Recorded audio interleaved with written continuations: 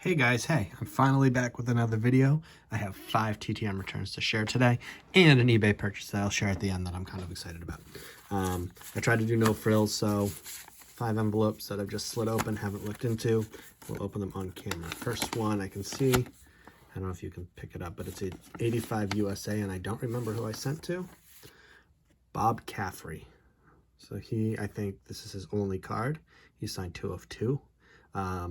And you know, not much to his career. He was on the famous 84 USA baseball team.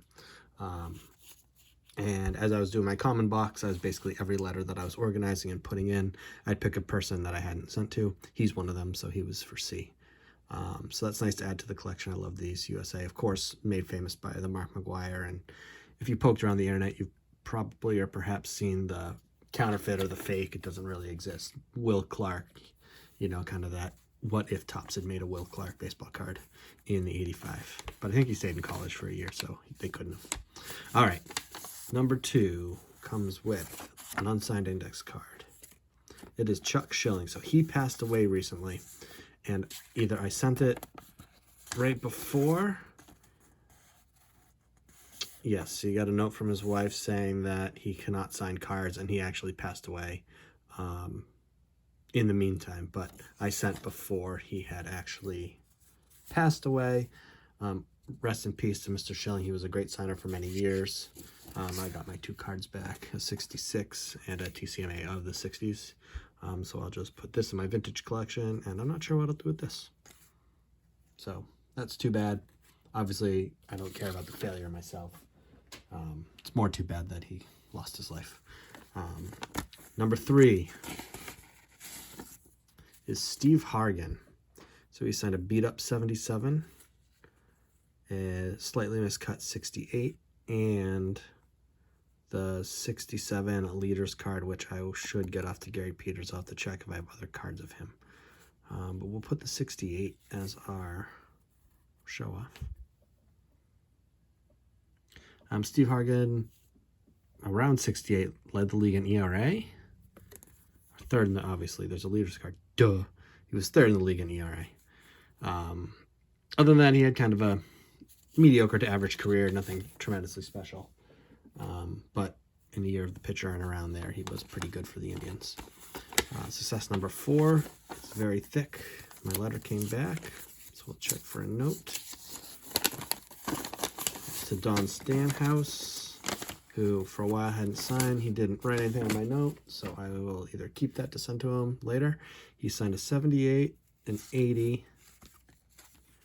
Sorry, is this even on camera? The 78, the 80 tops, the 73 tops that I've had for a while, but he wasn't signing for a while, and then a 77 tops for my set.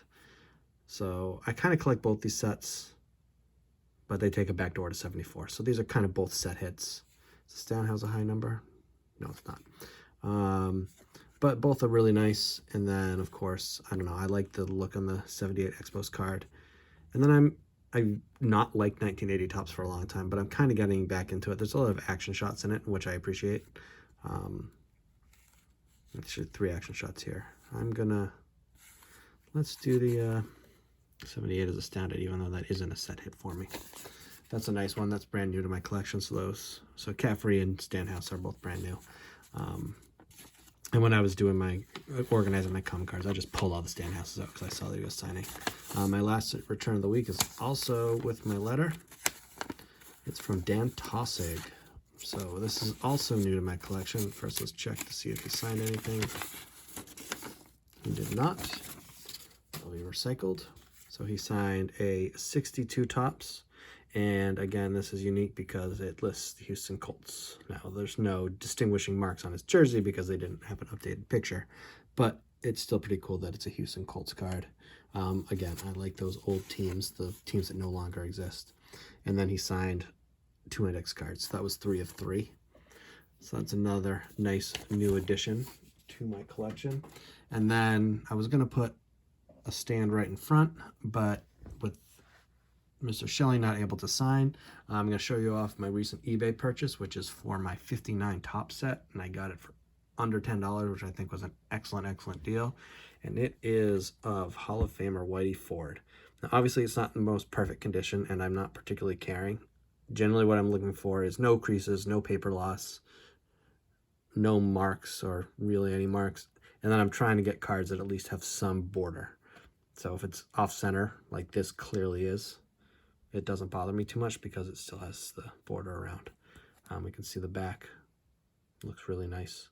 So for under $10 to add a Hall of Famer, not bad. I have my eye on Sandy Koufax, but his price just keeps going up and up and up. So I settled for some pitcher named Whitey Ford that might have won a couple World Series in his career. So good add to my collection. My goal is to add 2 Hall of Famers from this set. That's the first one for the year. And I hope to add one more in the next 8 months. So that's my TTM returns and one failure. We'll put the failure out here. If you sent to him and you haven't got your cards back, you should, I would assume, shortly. Obviously, his wife's got to send them out, so it's on her goodwill, and you never want to pressure her. But that's it. I hope you enjoyed it.